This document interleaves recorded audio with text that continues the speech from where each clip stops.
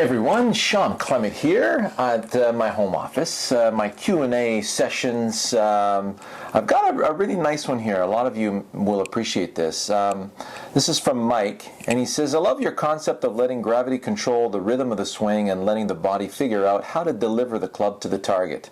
I also get the idea of the sword and whipping through the bottom of the swing toward the target. What I'm not clear on is how these two concepts work together in the same swing. Isn't whipping through the bottom violating the principle of letting the body control the swing?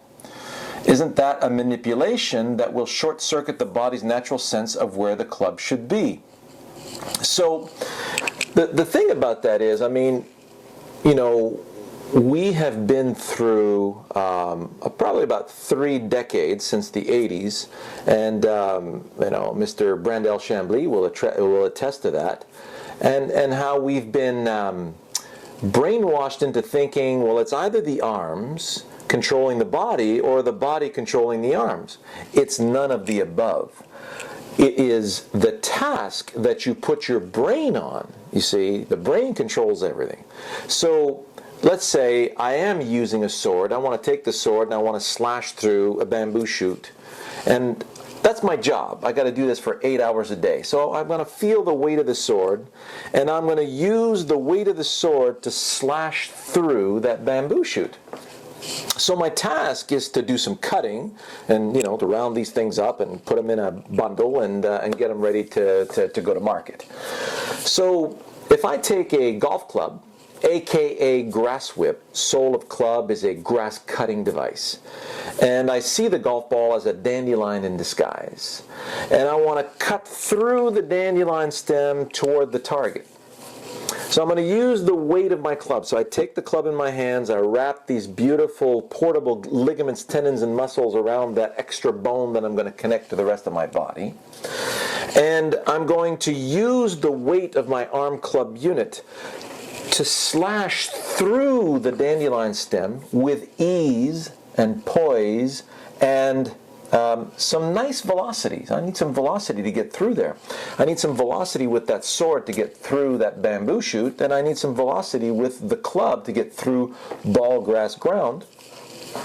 So I'm using the weight of the arm club unit to deliver that. So in so doing, the brain, obviously through self-preservation, we've got about 4 million years worth of that at least, and so the brain takes the body and it looks for the ground. It's going to deliver a nice weight shift to that lead leg. The lead leg's going to grab the ground and clear the body so that the weight of that arm club unit can slash through in a specific direction. So just pick the direction that you want to cut grass on, and then you're going to pay attention to the level of strain versus velocity that you slash with through there. So if you have to do this 8 hours a day, well, then you're going to be, very astute as to how much, momentum you're going to use versus how much strain you're using to get that momentum through there, and so that you could last the day and then get up the next morning and do it again.